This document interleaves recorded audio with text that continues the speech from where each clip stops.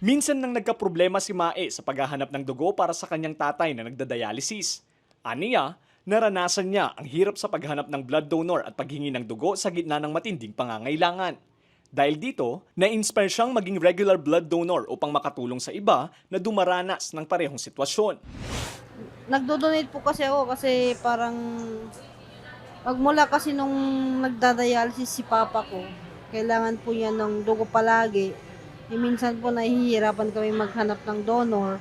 Kaya ako na po mismo yung nagdo-donate. Naisip ko na sa donasyon mo na dugo, may matutulungan ka. Alam ko yung pakiramdam, sir. Si Marie Chris naman na second time nang mag-donate ng dugo, minsan na ring nangailangan ng dugo para sa kanyang asawa. Kasi nung time na na-aksidente asawa ko, walang nagdo-donate ngayon. Naghanap lang po kami ng dugo para lang mapalitan yung nagamit sa ospital. Kung gusto nyong mag-donate lang kayo. Para makatulong din tayo sa iba na nahirap makahanap ng libreng dugo. Ilan lamang sila sa mga blood donors na nakibahagi sa isinagawang blood donation activity na may temang Every Blood Donor is a Hero na inorganisa ng Municipal Health Office ng Binalonan, katuwang ang Region 1 Medical Center kaninang umaga sa Binalonan, Pangasinan.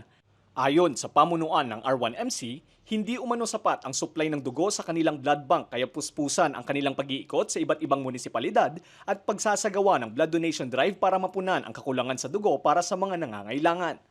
Sa Region 1 Medical Center po, sa ngayon po, medyo hindi po sapat yung mga nakukuha po natin sa blood donation natin. Kaya kami po ay pumupunta sa iba't ibang lugar po para makalikom po tayo ng mas marami po para maibigay po natin sa mga nangangailangan natin mga kababayan. Halos lahat po naman ng blood type, maraming nangangailangan. Since ang type O po kasi sir, marami pong may blood type na type O, so mas marami pong nangangailangan. Kahit AB po, usually po, yun din po.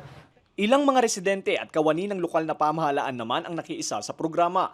Ayon sa RHO Binalonan, 2 beses kada taon isinasagawa ang aktibidad. Yung mostly pong nagdudunix sa amin is yung mga nangangailangan po ng dugo, yung mga relatives nila, pinapapunta po nila dito. Yung iba naman po kasi mga kakilala namin, yung sa mga LGU, sa barangay, pati po sa mga private sector po. Pumupunta lang po sila sa amin dito sa RHO. Tapos kami na pong nagkikipag-coordinate sa blood bank ng Region 1. Then, i-present lang po yung card, wala na po silang mabayaran. Mas madali po. Basta, pumunta lang sa RHO. Tutungo naman bukas ang mga kawani ng R1MC para kumalap ng dugo sa isasagawang blood donation activity sa Lawak, Pangasinan. Hinihikayat ng ahensya ang mga nais mag-donate ng dugo basta siguraduhin lamang na kayo ay Mapababae o lalaki man po, basta po ang edad po nila ay 18 to 60 years old. Kung ang timbang po nila sir, dapat po 50 above. Hindi po dapat, wala po silang sakit sa katawan, hindi po inuubo, sinisipon. Pag sila po inooperahan, papalipasin po natin ng 1 taon.